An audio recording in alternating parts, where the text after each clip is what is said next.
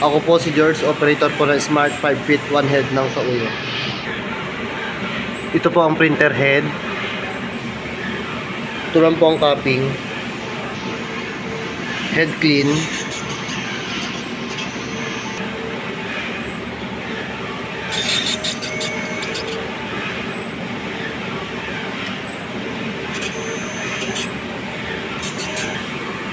After mag-head clean, punasan lang wiper na malinis sa tela, pati ang printer area.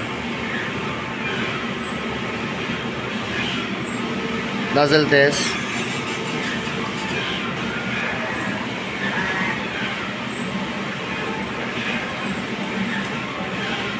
Okay naman po. Ito naman ang ink tank. Nasa tamang level naman po. Ito naman po ang EBR.